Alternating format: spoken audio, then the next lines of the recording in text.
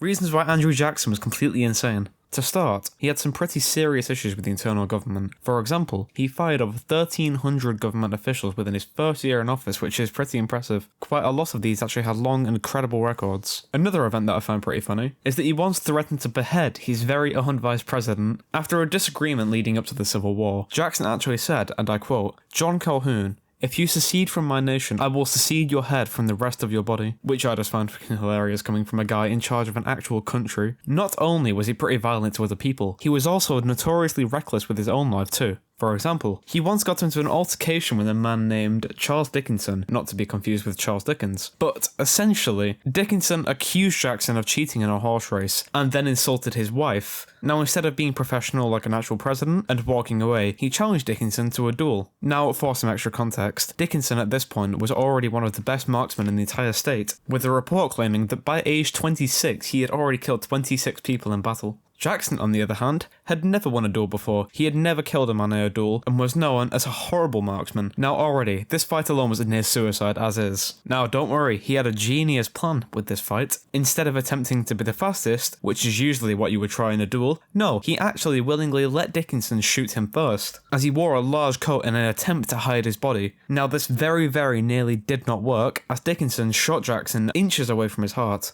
Jackson dropped to the floor immediately, gasping for air as he was obviously just shot in the lungs. But, amazingly, he survived, stood up, and by the rules of a duel, Dickinson then had to let Jackson shoot him. The first time he fired, the hammer actually failed, so, technically, that was his shot, but, in a pretty debatable twist, Dickinson still let him shoot him regardless. He was hit in the chest, fell, and then subsequently died from blood loss later that day. Also, as a side note, Jackson actually let Dickinson use his favourite weapons. It was like he was looking to die. Just to explain how ridiculous that is, he basically let the equivalent of an SES sniper shoot him in the chest over a disagreement over a horse. I'm sure you can see the general theme of this video by now. To add to this resume of just insanity, he once actually took over a military unit in the War of 1812. He voluntarily joined the Tennessee militia and took control of a unit. Now obviously, he didn't actually have any formal military training by this point, but he managed it regardless, and most of the men actually came to respect him. When the government took notice of this and ordered the militia to disband, he refused, and when some soldiers tried to leave, he threatened them with a gun.